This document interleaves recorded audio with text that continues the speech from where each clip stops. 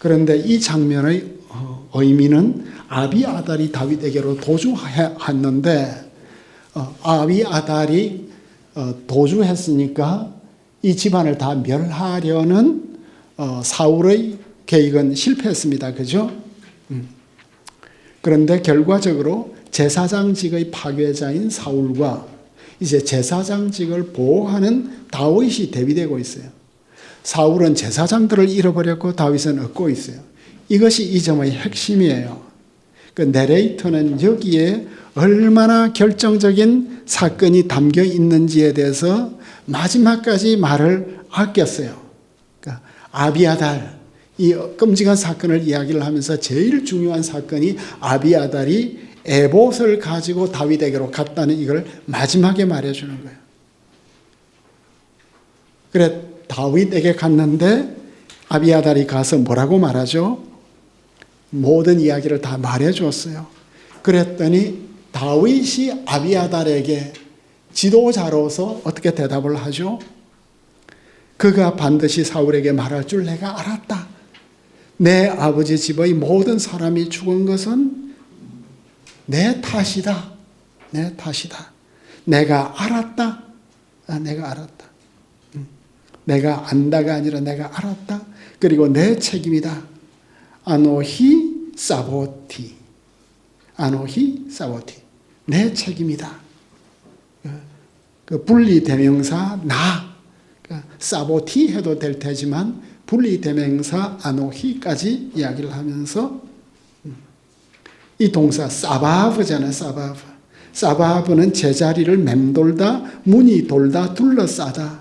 그러니까 아비아달의 온 집안이 몰상을 당한 이 모든 일들은 내게로 돌아가고 나를 둘러싸고 이 표현을 통해서 그 비극에 대한 간접적 책임을 효과적으로 다윗은 자신에게 돌리고 있다. 그러니까 사울은 책임이 없는 사람에게도 책임을 다 돌려서 죽이기까지 하는데 다윗은 직접 책임은 없지만 그 간접적인 모든 책임이 다 나에게 있다. 그리고 나와 함께 머물러 있으라. 두려워하지 말라. 그러니까 참 우리가 성경을 보면서 야 하나님은 우리를 어떤 사람 되게 하기를 원하시는가. 우리는 어디까지 성숙해 가야 하는가. 나와 함께 머물러 있으라. 두려워 말라. 함께 머물러 있으라. 아비아달은 졸지에 모든 걸 다 잃었고, 그죠? 이중명령의 근거는 두 가지. 너의 생명을 찾는 자, 내 생명 찾다. 우리는 운명 공동체다. 그리고 사울의 위험이 아무리 커도 우리 둘은 나누어질 수 없다. 그리고 두 번째로 한 걸음 더 나아가서 나와 함께 있으면 안전할 것이다. 여기에 있는 말씀이 있습니다. 제사장 아비아달을 영접하다 하는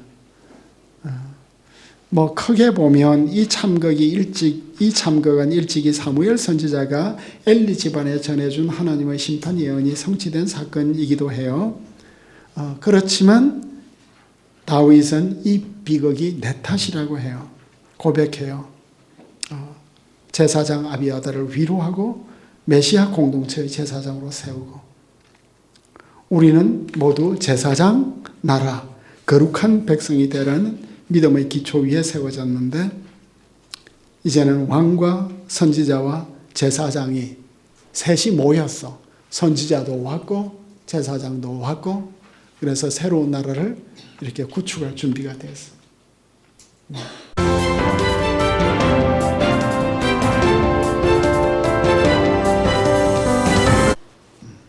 자, 이제는 제5화로 넘어가서 배신당하는 구원자 그일라와 십 광야에서 집 광야가 되겠습니다.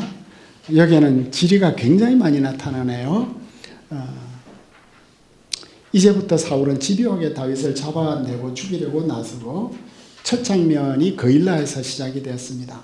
다윗은 블레셋과 싸우는데 사울은 정작 다윗을 잡으려고 하는데 이 장면이 그일라 사람들이 다윗에게 전하여 이르되 보소서 블레셋 사람이 그일라를 쳐서 그 타작마당을 탈취하려 하나이다.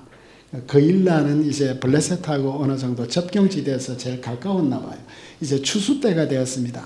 그래서 한 해 동안 수고한 이 모든 것들을 마치 왜구들이 와서 다 뺏어가듯이 그일라를 뺏어가려고 하는데 블레셋 군대는 엘라 골짜기를 따라서 소고 아둘람을 지나서 그일라까지 이제 올라왔어요. 현대의 도시인데 지금 그일라는 팔레스타인 사람들이 살고 있어서 제가 그일라에는 가보지를 못했습니다. 이스라엘 땅이지만 팔레스타인 사람들이 주로 사는 동네로 가는 것은 늘 겁이 나요. 그런데 이제 밀과 보리의 곡창 지역이니까 초여름이 되어서 자주 약탈을 당했는데 왜 그일라 사람들이 다윗에게 이 안타까운 도망자 다윗에게 도움을 요청하네요. 그래서 다윗이 여호와께 물었어요. 내가 가서 블레셋 사람을 칠까요? 그러니까 다윗이 이 말씀을 들었을 때, 이 소식을 들었을 때 마음이 끌어올랐고, 그런데 어협심을 자제하고 주님께 먼저 물어보았어요. 고대 근동의 사람들은 군사 작전을 하기 전에는 늘 그들의 신에게 묻는 관습이 있었죠. 이 시점에 아직 아비아달은 다윗에게 오지 않은 것 같아요. 그래서 다윗이 어떻게 물었는지는 모르겠어요. 어쩌면 선지자 갓이 그와 함께 있었기 때문에 하나님께 물을 수 있는 것 같아요. 다윗이 비로소 질문하는 거예요. 내가 칠까요? 하니까 하나님이 가서 블레셋 사람을 치고 그일라를 구원하라고 했어요. 하나님은 다윗의 질문에서 한 걸음 더 나가서 그일라까지 구원하라고 하시죠. 다윗은 한 행으로 물었는데 하나님은 두 행으로 대답하는 거 보니까 하나님은 참 친절하셔요. 다윗은 도피자이지만 하나님은 그를 구원자로 세우고 있어요. 그래서 다윗이 가서 그일라를 구원했어요. 동지들에게 함께 가자고 했는데 다 우리 거기 가면은 사울에게 둘러싸여서 죽을 거라고 했어요. 유다 땅에 있는 것도 두려운데 어떻게 그일라까지 가겠습니까? 당시 그일라는 유다 지파 밖에 있었나 봐요. 그래서 다윗이 여호와께 다시 물었어요. 주님께서는 일어나 그일라로 가라. 블레셋 사람을 너희 손에 넘기겠다.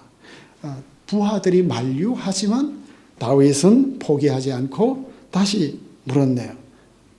동일한 질문을 두 번 반복하는.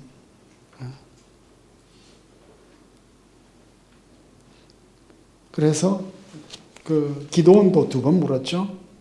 주님의 대답은 처음과 동일하지만 차이점이 있네요.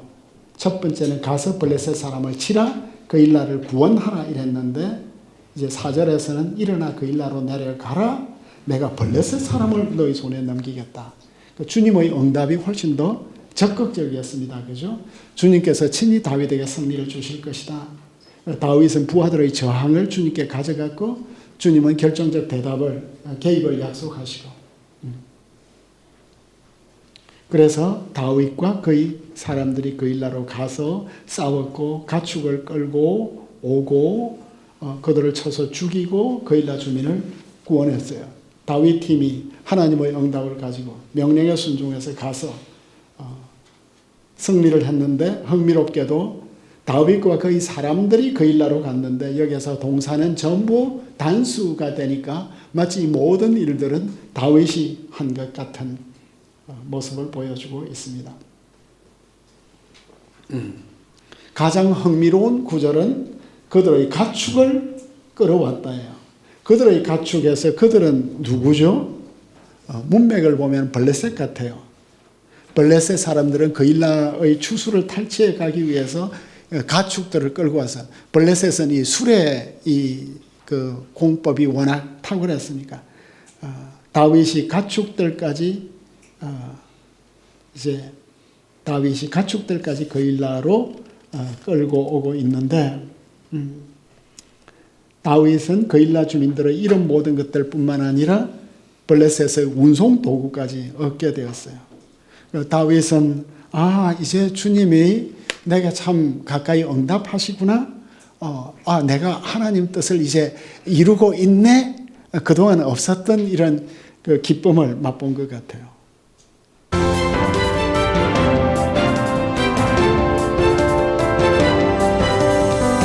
그런데 아히멜렉의 아들 아비아달이 그일라 다윗에게로 도망할 때 손에 에봇을 가지고 내려왔더라. 이 절의 자리가 참 어색하죠. 우리는 앞에서 노브의 학살이 있은 직후에 아비아달이 다윗에게로 왔다는 보고를 받았는데, 그러나 여기에서는 아비아달은 다윗이 그일라를 구원한 이후에 그에게 왔다고 하죠. 아비아달이 사울에게 도망을 칠 때 여러 일들이 있었고 다양한 과정들이 있었을 거예요. 내레이터는 이 점을 이제 아껴두었다가 이제 여기에서 처음 소개하고 있는 거예요. 그 중에서 가장 중요한 것은 아비아달이 손에 에봇을 가지고 온 거예요. 에봇을 가져올 때 우림과 둠림도 가져왔을 것 같아요. 그 에봇은 구약 성경에서 크게 두 가지 뜻이 있는데, 대제사장의 공식적인 예복으로서 에봇이 있고, 그래서 노의 제사장들도 에봇을 입었잖아요. 그런데 둘째로는 에봇이 신상 같은 이미지로서, 조각상으로서 에봇이 있어요. 같은 단어가 두 가지 의미로 사용이 된 거죠. 그래서 기드온은 금 1700세겔로 조각상 에봇을 만들었는데, 그게 이제 나중에 참 우상처럼 사용이 되잖아요. 미가 제사장도 에봇과 드라빔을 만들었는데, 그리고 이제 노브의 성소에도 블레셋 사람 골리앗의 칼이 보자기에 쌓여서 에봇 뒤에 있다고 하니까 어떤 조각상 뒤에 있는 것 같아요. 그래서 제사장은 에봇을 지니고 다녔어요. 나싸, 늘 지고 다니는, 입고 다니는 게 아니라 지고 다녔다는 것. 역시 그런데 여기에서 현재의 본문을 보면 아비아달이 그일라 다윗에게로 도망을 칠 때, 이제 다윗이 그일라 구원을 하고 났을 때 이제 아비아달이 온 거예요. 앞에서는 그 다윗과 사울의 그 관계를, 그 제사장의 죽음에 대한 그 책임과 설명을 하기 위해서 미리 앞에서 이야기를 해준 거고, 내러티브는 영화가 아니니까 이렇게 두 개를 나누어서 설명을 할 수밖에 없다. 모노 드라마로 만들 수밖에 없었다는 걸 데이빗 주무라가 말을 했는데, 그 장면을 우리가 다시 보여주고 있습니다. 그런데 그의 손에 에봇을 가지고 내려왔더라 하는데, 여기에서 흥미로운 것이 에봇의 관점에서 보면 에봇은 사울이 칼을 잘못 사용할 때 그를 떠나고, 에봇은 칼을 올바로 사용하는 다윗에게 임했다. 손에 에봇을 가지고 내려왔다는 이것은 에봇이 그의 손과 함께 강림하였다. 야라드, 에봇이 강림하였다. 이 특이한 동사가 뭐죠? 하나님의 말씀이 에봇의 모습으로 강림하는, 하나님의 강림에 대해 에봇이 온 것이 마치 주님께서 다윗에게 온 것 같은 이 야라드 동사를 쓰는 것이 너무나 특별해요. 그래서 저도 이번 세미나를 준비하면서 주여 에봇이 우리에게 강림하게 하옵소서, 이런 이제 구절을 보면 하나님의 말씀이 우리에게 강림하여 주옵소서, 이런 기도를 드리게 되었습니다. 그래서 사울이 다윗에 관한 정보를 이제 듣게 되고, 사울이 하나님이 그를 내 손에 넘겼다. 그일라는 문과 문빗장이 있는 성읍인데 그 안에 갇혔다. 넘겼다는 동사가 사울의 어떤 그 생각을 우리에게 보여주는데 특이하죠. 넘겼다. 이게 나카르 동사인데 외국인과 같은 동사예요. 그 명사 파생 동사. 특이한 동사, 넘겼다는 게. 사울은 하나님께서 다윗을 낯선 자로 소외시켜서 엘리어네이트해서 나에게 넘겼다. 그 이제 데이빗 주무라가 주석을 하고 있습니다. 사울은 갑자기 하나님께서 나에게 가까이 오셨다. 이런 생각. 하나님이 나를 위로하시구나. 완전히 넘겼다가 그는 갇혔다예요. 그죠? 사가르 동사가. 그래서 모든 군대 데리고 이제 모든 군대를 다 불렀어요. 불러 모았다 하는 이 동사가 샤마의 피해형인데 여기와 사무엘상 15장 4절에만 나오는 특수한 형태. 사무엘상 15장 4절에서는 아말렉 전쟁을 할 때 소집하다로 이제 번역이 되었는데 사울은 방금 블레셋에게서 해방된 이스라엘 도시를 포위하려고 하고 있는 기브아에서 그일라까지는 하루 이틀이면 올 수 있고 또 사울의 정예 부대들이 가까운 곳에 있으니까 다윗의 부하들이 우려한 일이 발생한 거죠. 노업에 드리웠던 죽음의 그림자가 그일라에도 임하고 있습니다. 다윗이 주님께 다시 묻고 있는데 이제 제사장 아비아달이 왔으니까 앞에서는 제사장이 아직 안 왔어요. 그죠? 그일라를 구원하러 왔을 때 가까이 온 것입니다. 그래서 에봇을 가져오라.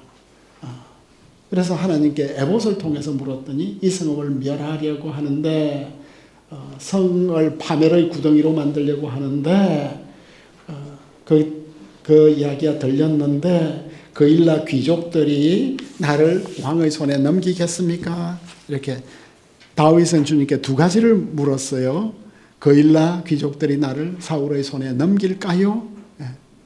그일라의 귀족들, 바알레이, 그일라 사람들, 그일라 성의 지도자들일 것 같습니다. 주로 부정적인 역할을 하는 바알 이름을 갖고 있으니까. 그일라 귀족들이 너와 내 사람을 사울에게 넘길 것이다. 넘기겠나이까? 넘길 것이다. 다윗이 두 가지 질문을 하거든요. 다윗이 두 가지 질문. 내려오겠습니까? 넘기겠습니까? 넘길 것이다. 그럼 이제 첫 번째 대답 질문.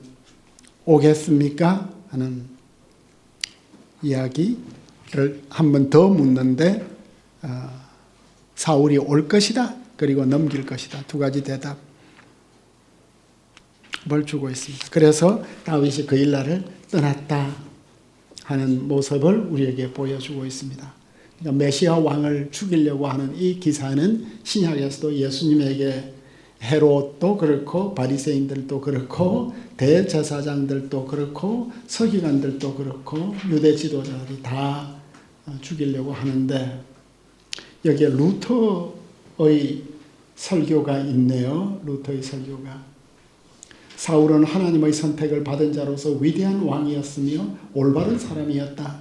그러나 그의 보좌가 안정되자 그의 마음은 하나님을 떠났고 그는 자신의 왕관과 권력을 의지하기 시작했다.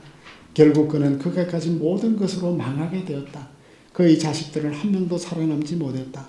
이와 대조적으로 다윗은 가난하고 멸시받고 사냥감이 되고 핍박을 받는다. 그의 삶에는 안전한 곳이 없었다. 그래도 결국은 사울의 위험을 피하고 안전했으며 왕이 되었다. 하나님은 주제넘은 것과 다른 것들을 의지하는 것들을 허락지 아니하신다. 하나님은 그가 주시는 축복의 모든 양상과 범주에 있어서 전심으로 오직 그만 의지하기를 요구하신다. 아마 그 루터가 종교 개혁을 하면서 많은 제후와 왕들에게 핍박을 받으면서 자신은 이제 다윗과 동일시되고 그를 핍박하는 모든 제후들은 사울과 동일시되는 이런 모습을 보여주고 있습니다.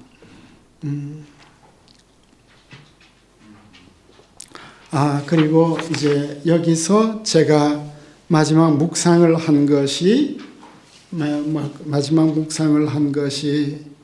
13절 다윗과 그의 사람 600명 가량이 일어나서 그일라를 떠나서 갈 수 있는 곳으로 갔더라. 이 사무엘서를 준비를 하면서 다윗이 갈 수 있는 곳으로 갔더라 하는 이 말씀이 제게 확 다가왔어요. 갈 수 있는 곳으로 갔더라. 사울은 징조가 임하면 너는 기회를 따라 행하라. 하나님이 너와 함께 하시느니라고 했는데 기회는 너희 손이 찾는 것, 만나는 것인데 사울은 기회를 따라서 블레셋 수비대를 쳐야 되는데 그가 받은 미션을 수행하지 못했어요. 그죠? 그런데 사울의 아들 요나단은 블레셋 사람으로 건너가서 깊은 골짜기를 건너갔죠. 보세스 진창과 그리고 세네 가시나무, 이쪽은 내려갈 수도 없고 저쪽은 올라갈 수도 없는 곳인데, 그리고 양쪽으로 험한 바위가 있는데 요나단은 건널 수 없는 경계를 넘어서 주님께서 우리를 위하여 일하실 수 있다 하는 이 믿음으로 넘어갔어요. 접근 자체가 불가능한 계곡 앞에서 믿음으로 유일한 돌파구가 없는 데서 돌파구를 믿음으로 찾고 넘어갔어요. 다윗은 그일라를 떠나서 스스로 갈 수 있는 곳으로 갔다. 정말 이제는 어디로 가야 할지 몰랐어. 근데 하나님의 인도하심을 믿고 광야 안으로 들어가는데 물도 없고 먹을 것도 없고 사람도 없는 광야. 우리가 어디로 가야 할지 길이 보이지 않는데 주님은 우리를 더 깊은 광야로 인도하실 때가 있죠.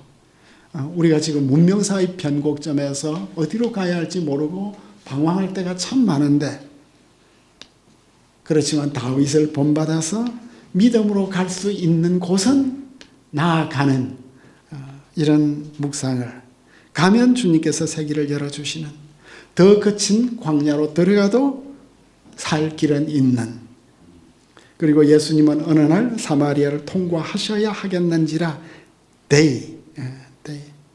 그 사마리아는 유대인들이 통과하지 않는 곳이지만 예수님은 통과해야만 했다고 생각을 하시고, 예수님께서 예루살렘으로 올라가셔야만 했다. 데이. 그래서 우리는 믿음 공동체도, 우리의 믿음 공동체도 역시 하나님이 주시는 기회를 붙들고 보세스와 세네의 골짜기를 건너고 갈 수 있는 곳은 죽음의 광야로도 들어가고 예수님을 따라서 사명의 길을 끝까지 가면서 주님의 교회와 나라를 지키고 세우는 데 헌신할 수 있기를 소망한다는 것이 올해 2024년 우리 정기 이사회 때 제가 받은 말씀이었습니다.